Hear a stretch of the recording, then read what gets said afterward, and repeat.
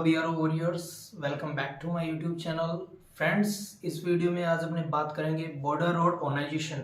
BRO में जो welder trade होती है, वेल्डिंग का जो काम करती है, वेल्डर होता है, उसकी क्या जॉब प्रोफाइल रहती है, क्या उसकी लाइफस्टाइल रहती है। तो इस वीडियो में कौन कौन से पॉइंट्स लेंगे उन पे बात कर लेते हैं। देखिए, अपने इस वीडियो में बात करेंगे वेल्डर किस ग्रुप की वैकेंसी है, क्या रैंक रहती है जब ज्वाइन करते हैं, पोस्टिंग लोकेशंस कहाँ कहाँ रहती है, वो साइट्स पे रहेंगे या ऑफिस लाइफ रहेगी उनको। ऑफिस तो देखो वर्ड से पता है, ऑफिस तो नहीं रहेगी, बट साइट में डेट में रहेंगे, आरसीसी में रहेंगे, वर्कशॉप में रहेंगे, या आप जो बीआरटी या चीफ ऑफिस में रहेंगे। स्टडी टाइम मिलेगा नहीं मिलेगा उनको, वर्क उनका क्या काम रहता है, कैसे करते हैं वो। इसके अलावा एनपीएस कैटेगरी में आएंगे या ओपीएस कैटेगरी में। और कैंटीन फैसिलिटीज उनको क्या क्या मिलेगी, लिक्वर एंड ग्रोसरी। और ड्रेसेस अलाउंसेस उनको कितना मिलेगा और कब मिलेगा। इसके अलावा डिपार्टमेंटल एग्जाम क्या उनके लिए कोई है जिससे वो प्रमोशन हो पाए। उसके अलावा उनके प्रमोशन पे एक बहुत इंपॉर्टेंट बात है, वो भी करेंगे। और उसकी फैमिली लाइफ और साइट लाइफ के बारे में इस वीडियो में बात करेंगे। फ्रेंड्स, वीडियो स्टार्ट करने से पहले आप सभी से रिक्वेस्ट है, अगर आप मेरे चैनल में पहली बार विजिट कर रहे हैं तो प्लीज चैनल को सब्सक्राइब करके बेल आइकन को प्रेस कर दीजिएगा, ताकि आगे ऐसे इन्फॉर्मेटिव वीडियो का नोटिफिकेशन आपको सबसे पहले प्राप्त हो। फ्रेंड्स, वीडियो स्टार्ट करते हैं। ये देखिए, सबसे पहले आपका जो वेल्डर होता है वो ग्रुप सी की वैकेंसी होती है। आपकी ज़्यादातर वैकेंसीज बीआरओ की सी ग्रुप की है, तो ये भी सी ग्रुप की वैकेंसी है वेल्डर। और इसके अंदर आपका जो ग्रेड पे होता है 1900 ग्रेड पे है, जैसा आप सभी को पता होगा। एंड इसके बाद अपनी बात करते हैं ये किस रैंक से जॉब स्टार्ट करते हैं अपनी। एक वेल्डर है वो अपनी जीडी रैंक से स्टार्ट करता है। जीडी मतलब सोल्जर, उसके ना यहाँ पे कोई रैंक होगी ना यहाँ पे कोई रैंक होगी, मतलब एक सोल्जर की रैंक से, जीडी रैंक से वो स्टार्ट करेगा, ओआरएस रैंक से स्टार्ट करेगा, ठीक है। और उसकी पोस्टिंग लोकेशंस सभी की सभी 18 प्रोजेक्ट्स में रहेगी। एंड वो आरसीसी में रहेगा, चीफ ऑफिस वर्कशॉप कहाँ रहेगा, तो वो अधिकतर वो आरसीसी में डिप्लॉय होंगे। और आरसीसी की जो वर्कशॉप्स होती है, वर्कशॉप उसमें रहेंगे। वर्कशॉप का मतलब भी काम से संबंधित है जो वहाँ पे हो। और ऐसे नहीं है कि इनको डेट पे नहीं जाना पड़ेगा, इनको डेट पे जाना पड़ेगा, बट जैसे इनका डेट पे काम होता है वो उस टाइम जाते हैं, फिर वापस लौट आते हैं अपनी आरसीसी या अपनी जहाँ वर्कशॉप है वहाँ पे। अब काफ़ी ऑफिसर्स भी रहते हैं और वो जो वेल्डर्स रहते हैं, अदर ट्रेड भी रहती है, तो वहाँ जाते हैं साइड पे, डेट पे काम होता है उनका, वेल्डिंग का काम है। कोई भी जो जो आपकी रेनफोर्समेंट बिछ रहा है या ब्रिजेस बन रहे हैं, कुछ भी है, छोटे मोटे हर एक प्रकार की वेल्डिंग के काम, कोई हो सकता है कोई गेट भी वेल्ड करनी पड़ जाए, तो ऐसे काफ़ी जैसे गेट के डिजाइन बनाने हैं, या कोई आरसीसी टास्क फोर्स या जहाँ पे भी अगर आपको बुला लिया जाए, मतलब कि आपको यहाँ पे एक बार अटैच किया जाता है, आप 6 महीने के लिए यहाँ पे ये डेकोरेशन से रिलेटेड वेल्डिंग करनी है तो वो करना है, या कुछ भी हो सकता है, काम का कोई एंडिंग नहीं होती। बीआरओ में काफ़ी काम है, मोस्टली ब्रिजेस या फिर बिल्डिंग के रेनफोर्समेंट की संबंधित आपके काम होंगे, ओके। तो आपको डेट में जाना है, बट डेट में ऐसा नहीं वहीं रहना होगा, ऐसा कुछ नहीं है। आपको वर्कशॉप से वापस बुला लेंगे, वर्कशॉप पे या आपकी आरसीसी में, क्योंकि वहाँ से भेजा जाता है हर जगह, टास्क फोर्स में या कहीं पे भी, या वर्कशॉप से वहाँ से भेजा जाता है डेट पे आप अगर ज़्यादा वर्कलोड है तो आप अपने कंफर्टेबल के हिसाब से वहाँ रहना चाहें तो रह भी सकते हैं। अगर फैमिली लाइफ अपनाना चाहते हैं तो वर्कशॉप में रहिए, फैमिली को रखिए, सुबह जैसे जाना हो जहाँ पे वहाँ पे गए, वापस आ गए। और दूसरा, वर्कलोड कितना रहता है, देखो एक पर्टिकुलर टाइम पे आपकी आवश्यकता पड़ती है। एक पर्टिकुलर टाइम, जैसे कहीं कंस्ट्रक्शन चल रहा है, ब्रिज बन गया, तो उसके बाद आप फ्री हैं, कोई एनफोर्समेंट का काम हो गया, फ्री हैं। जब आपका काम होता है तभी एक वर्कलोड कुछ दिन लगातार रहता है, वरना आप फ्री भी रहते हैं, ठीक है, इतना कुछ है नहीं। और इसके बाद बात करेंगे स्टडी टाइम। तो स्टडी टाइम ऐसा है, जिस टाइम आप काम कर रहे हैं तो काम करना ही पड़ेगा, जैसे फ्री होते हैं तो आप पढ़ाई कर सकते हैं। और फ्री कैसे, कि जैसे आप 2 घंटे का काम हुआ वेल्डिंग का, 2 घंटे बाद फ्री हैं आप। अब आप पे डिपेंड करता है कि आप उस टाइम में न्यूट्रलाइजेशन करते हैं या एंजॉय करते हैं, ओके। और उसके बाद वर्क के बारे में बता दिया मैंने, नाम से पता है वेल्डर होता है तो वेल्डिंग का काम करना है। कोई भी कंपोनेंट बनाने हो सकते हैं, डिजाइन बनाने हो सकते हैं, कोई सेक्शंस बनाने पड़ सकते हैं, ओके।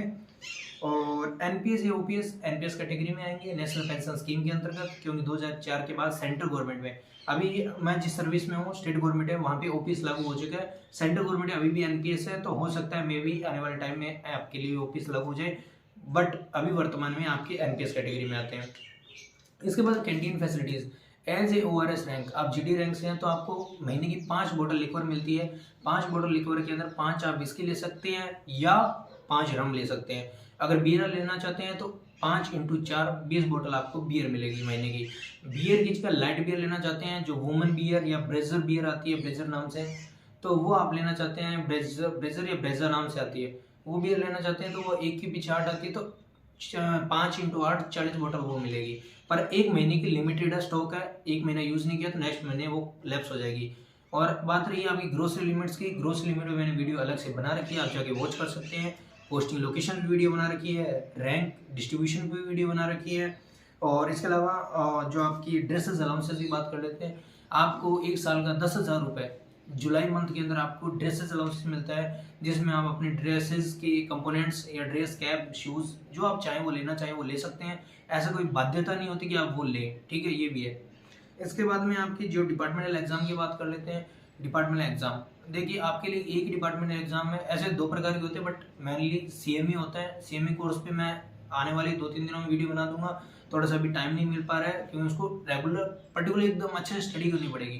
डाटा मेरे पास अवेलेबल है, मैं आने वाले 2-4 दिनों में सीएमई पे वीडियो बना दूंगा, ओके। और इसके अलावा प्रमोशन क्राइटेरिया देखो, कहना थोड़ा सा मतलब बताना आपको नॉलेज देना ही पड़ेगा, ऐसे मैं झूठ नहीं बोलूँगा।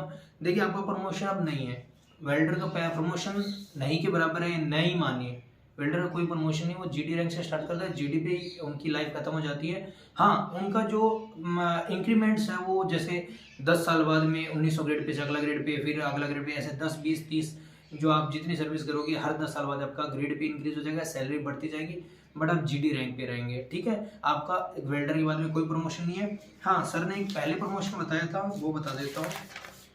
सर ने पहले बताया था कि आपका जो प्रमोशन है वो होता था चार्ज मैकेनिक की पोस्ट पे, चार्ज मैकेनिक की पोस्ट प्रमोशन होता था, बट आपको एज ए वेल्डर थे तो आपको वो टेक्निकल काम आते नहीं थे जो मैकेनिक के, तो इसलिए वो प्रमोशन फिर रोक दिया गया। पहले देते थे, ऐसा नहीं, पहले प्रमोशन नहीं होता था, चार्ज मैकेनिक का प्रमोशन होता था, बट वेल्डर को मैकेनिक का काम आता नहीं था, तो इससे क्या अदर पे वर्कलोड बढ़ जाता था। जैसे वैकेंसी तो 2 होगी कि चार्ज मैकेनिक 2 हो गए एक डेट या एक वर्कशॉप में, बट अब काम तो एक को ही करना पड़ेगा क्यों, आपको आता नहीं है। तो इस वजह से चार्ज मैकेनिक की जो है प्रमोशन वो बंद है, मतलब अभी नहीं हो रहा। सर ने जैसा बताया वैसा बता रहा हूँ। रीज़न ये है कि देखो, जो अपने सामने होता है वही बताता है हर कोई।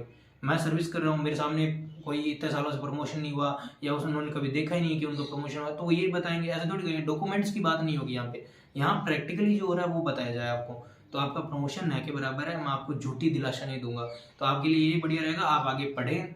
देखो, जब तक आपके पास जॉब नहीं है तब तक आप वेट कीजिए, जब जॉब मिल जाती है तो आप एज यू विश है, आप पे डिपेंड करता है कि आप स्किप करना चाहते हैं या नहीं करना चाहते, वरना आप इसको कंटिन्यू कर सकते हैं।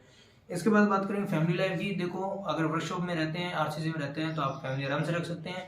कुछ डेट्स होती है वहाँ पे भी आराम से रख सकते हैं, बट ज़्यादातर डेट में थोड़ा सा इशू रहता है फैमिली रखने का, कि वहाँ पे थोड़ा सा कंफर्टेबल नहीं रहता कुल मिला के, कि आप जंगलों में या पहाड़ियों पर रहना चाहे, पीसफुल एरिया में रख सकते हैं। ठीक है फ्रेंड्स, तो मैंने आपका सब चीज़ें बता दी वेल्डर पोस्ट के लिए। ऐसे ही मैं कल हिंदी टाइपिस्ट के लिए वीडियो लेके आ जाऊँगा। हिंदी टाइपिस्ट की जो प्रोफाइल पे physical, medical, joining process and form भरने से आपके डिज़ाइन तक की सभी वीडियो मैंने बना रखी है। अगर आप नॉलेज लेना चाहते हो या आपके जो काम की वीडियोस हैं तो आप देखना चाहते हो, तो आप मेरे प्लेलिस्ट में जाकर चेक कर सकते हैं। ठीक है फ्रेंड्स, मिलते हैं नेक्स्ट वीडियो में। वीडियो पसंद है तो वीडियो को लाइक कीजिए, चैनल को सब्सक्राइब कीजिए। जय हिंद, जय भारत।